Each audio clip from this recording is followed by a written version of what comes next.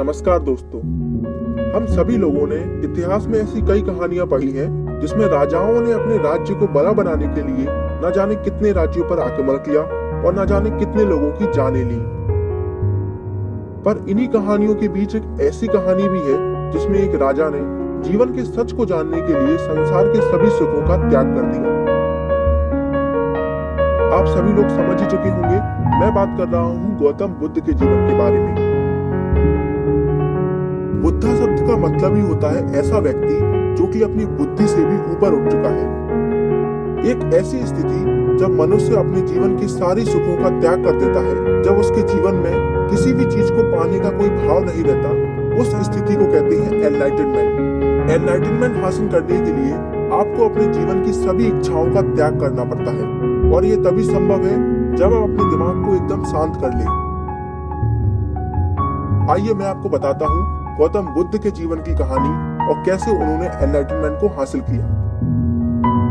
जब गौतम बुद्ध का जन्म राजा शुद्धोधन के यहाँ हुआ तो बहुत से साधु महात्मा उनका नामकरण करने के लिए राज दरबार पहुंचे। महात्माओं ने बुद्ध को सिद्धार्थ नाम दिया। नामकरण करने के साथ साथ महात्माओं ने सिद्धार्थ की कुंडली को देखकर यह भविष्यवाणी भी कर दी कि सिद्धार्थ या तो एक महान शासक बनेंगे या फिर एक आत्मज्ञानी। राजा शुद्धोधन इस बात से बहुत घबरा गए, क्योंकि वे नहीं चाहते थे कि आत्मज्ञानी बनने के लिए सिद्धार्थ अपना सब कुछ त्याग कर दे। उन्होंने कई वर्षों तक सिद्धार्थ पर बाहरी दुनिया की परछाई तक नहीं पड़ने दी, लेकिन शुद्धोधन ये बात जानते थे वे बहुत समय तक सिद्धार्थ को नहीं रोक पाएंगे। राजा शुद्धोधन ने कोशिश तो बहुत की, पर जैसा कि हम जानते हैं होनी को आखिर कौन टाल सकता है।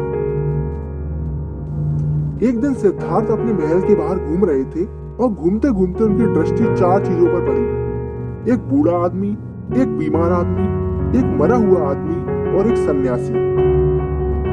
उन्होंने अपने सारथी से जब इसके बारे में पूछा तो उसने बताया कि यह हर किसी के जीवन की रूपरेखा है और अंत में हर व्यक्ति को इन्हीं स्टेजेस से होकर गुजरना पड़ता है। अब सिद्धार्थ के मन में सवालों का बवंडर उठा। उनके मन में ढेर सारे सवाल थे जिनका उत्तर उन्हें हर हाल में चाहिए था।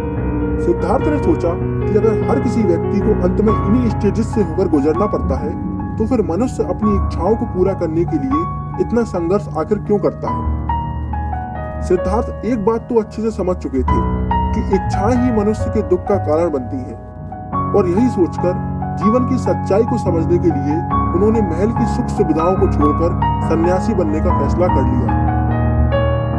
6 साल जंगलों में भटकने के बाद भी उन्हें सच की प्राप्ति नहीं हो सकी।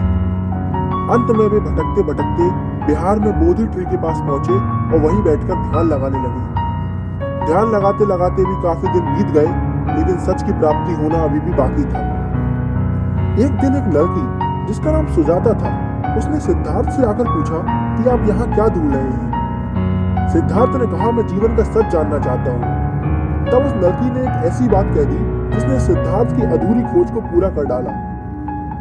सुजाता ने कहा, जो चीज आपके अंदर है आप उसे बाहर क्यों ढूंढ रहे हैं। उसी वक्त सिद्धार्थ को यह रियलाइज हुआ कि जीवन का सच ढूंढने से नहीं बल्कि अपने अंदर झांकने से मिलेगा।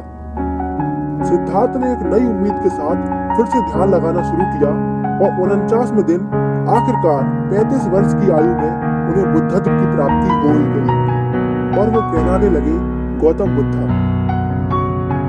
अंत में सिर्फ इतना ही कहना चाहूंगा, बुद्धम शरणम गच्छामि। Thank you, thanks for watching.